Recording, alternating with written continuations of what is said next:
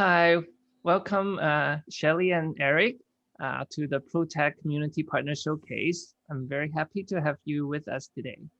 So I know both of you are from Vision Youth. You want to tell us a little bit about Vision Youth and what the organization is about?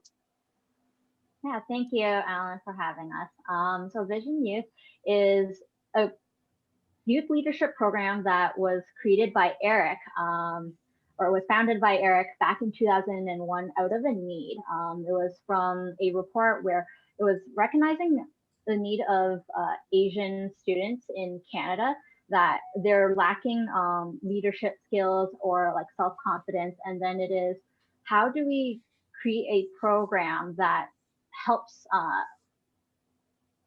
students develop those programs? And and in that program, there was 3 core components. There's an outdoor component, the leadership program component, and the community service component. Yeah, Eric, do you have anything to add? Yeah, so in the beginning, we have the major component, including our partner, like the Dual Anniversary Award. So in the very beginning of our program, we focus a lot in the outdoor activities, and because like the DA is a internationally recognized program, so we are working a lot with them. But within the Dual Anniversary Award, like there's a requirement for expedition, so you have to go outdoors. So we provide the training, and we believe that the outdoor environment is good fit for training our youth in leadership. Like for example, like when you're lost in the wilderness, what you should do, right? Like, or how you like convince your teammate to go a certain direction, right? Something like that. Like you have within the outdoor activities that it can develop a number of soft skills as well. So, but also like Shirley said, like we have the personal development, and then we will give them the skill to provide a service for our community. So one of the key things is we want each group of our youth to identify the need in our community and then like try to provide the service to address that issue. So what kind of community services and projects does your graduate work on? It really depends on what the youth wants. That it starts, we teach them about like identifying a need first. And then from there, it is, what is something that you're passionate about, that you want to actually see some sort of change, impact in, whether it is people experiencing homelessness, whether it is children and youth in, or it is, it could be like one of our, a few years back, we had a project called Project 500, where actually identified a need of like, hey, we have a lot like students who need to complete their 40 hours community service. And then there's also a lot of organizations that is looking for volunteers, and what their service was to bridge that. And that actually gained a lot of momentum there themselves. And that community service project is now their own organization, where they are now Project 5000. So they have recontributed back to the community and is now like their own thriving project as well. And then there were previous programs such as fundraising, and then bring awareness to certain issues as well too. So in terms of the pandemic, how do you find it have impacted the target groups that you've worked with, I guess like the Asian youth? So some challenges is like racial discrimination, especially during the early months, and then it's still ongoing, and ProTech is doing a huge component of that too, bring that awareness as well too. And then as well as mental health in youth right now, it is on the rise. More and more issues is coming up. And then we aren't able to see in person. However, what we have is our leaders are connecting back with their visionaries, to making sure that like, hey, they are being checked in regularly, that they have someone that they can reach out to communicate that like they need some extra attention, or that they're feeling stuck, or like lost, like lots of uncertainty right now, right? I think uncertainty is the word of like 2020, right? Lots of changes going on. So just making sure that we have that connection with the youth to see like, hey, we are a resource here. You're not alone, and we're here for you. And then meeting them where they're at, right? So we start changing our delivery format and connecting with them using Discord, which is a very popular platform that students who gains use already. So we're meeting them where they're at. We have more content now on our YouTube channel. We have had 4 workshops. So if anyone is like curious about like what we've been doing or want more resources, our YouTube channel is a great place to start. And as well as we started changing our program, our functioning of the program to be more online. So such as like our project management is more online instead of like in-person meeting. It is teaching youth how to use online tools to for their projects as well too. So I think youth, like I guess the perception is that youth probably have the most techno savvy ways to engage, and also online learning is not as new and challenging for them. But is there like different kind of needs and issues that arise when people are all dependent on online connections versus in-person connections? I think that has an impact on youth as well. Absolutely.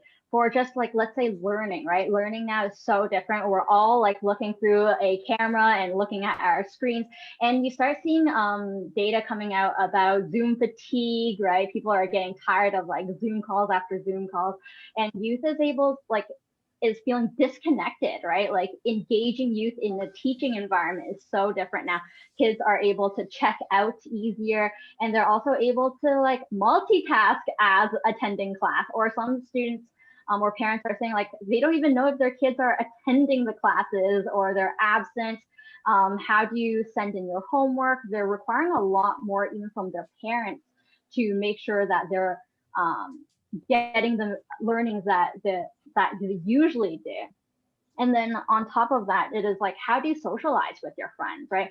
Like a lot of times it is now just gaming, or it is just trying to have a call over online and trying to use online to make up for all the in-person interactions. But it is like, you're not going to have let's say a in-class, what used to be in class, like an argument, or like it could be a ruffle, but you're not going to have that kind of challenges online anymore, right?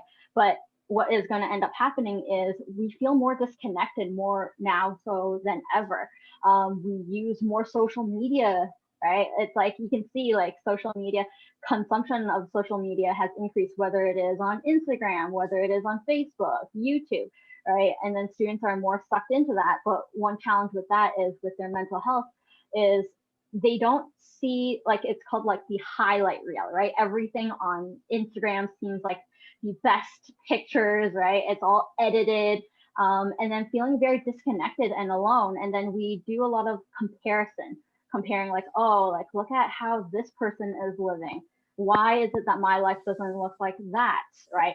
And we feel very more and more lonely as we're during this pandemic. We can't have the same kind of like in-person connection, a connection of like hugging your friends, right? Like that gives your body a physiological response as well too.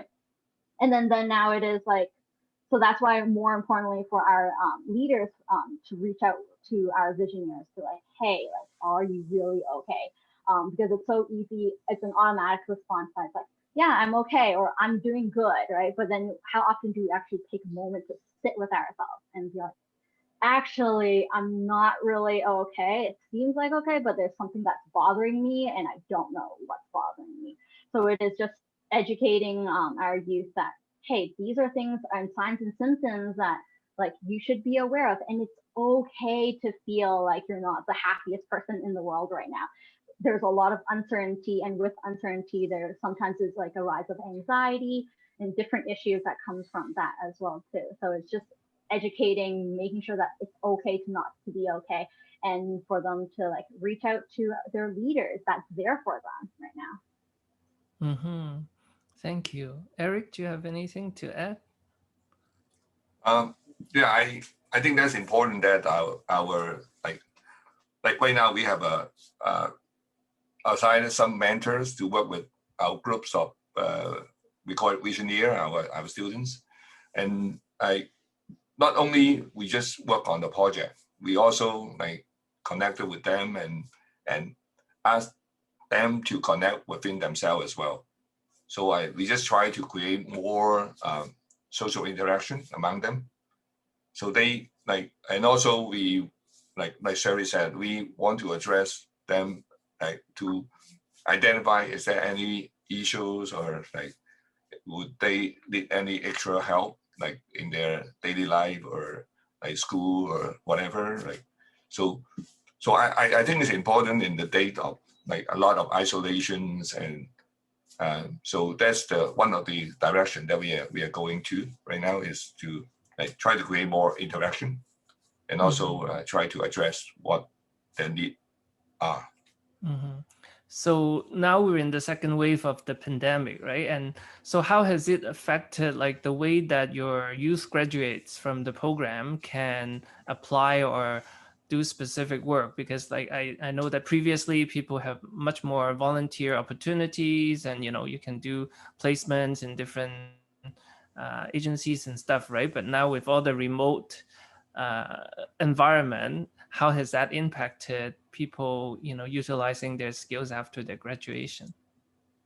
Yeah, so right now we really leaned on our Social Innovation Academy, and we're like about over 10 different workshops about different components that prepares them, like these are skills to innovate in the future, right? Such as like we just had one a few days ago about ideation and modeling, and then the next one it is like building skills for change, and then just making sure that the skills they're learning now, even though it's online, is applicable for the future, which is going to be full of innovation and like more changes in the short period of time.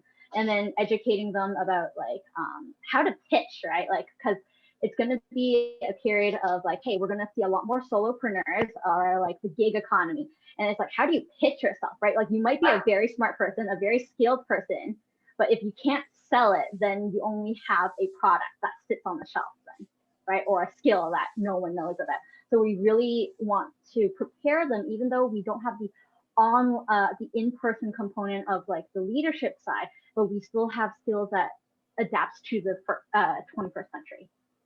Yeah, actually, one of the major improvement that we have in Social Innovation Academy is like in the past, like we have all these lectures like for personal development, and then afterward we tell them to work on their social community service project. So it's kind of disengaged.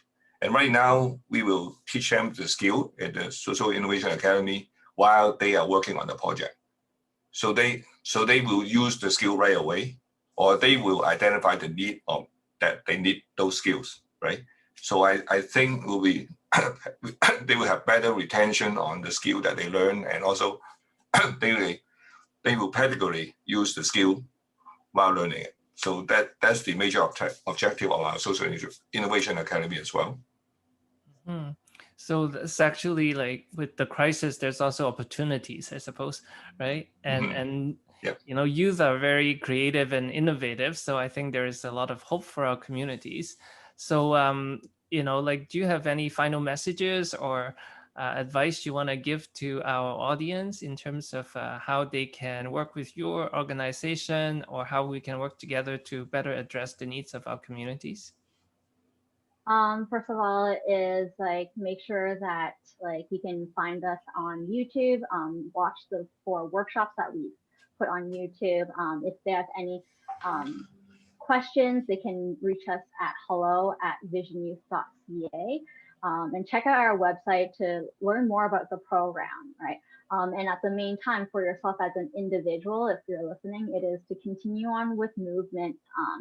Try to create a routine for yourself so that things don't start blurring, whether it's your morning to night or Monday to Friday, making sure that you have time off and listening to yourself, check in to see like, hey, what is it that you really need, right? And our capacity, whether it's physically, emotionally, mentally, is different right now, and adapting to your current capacity.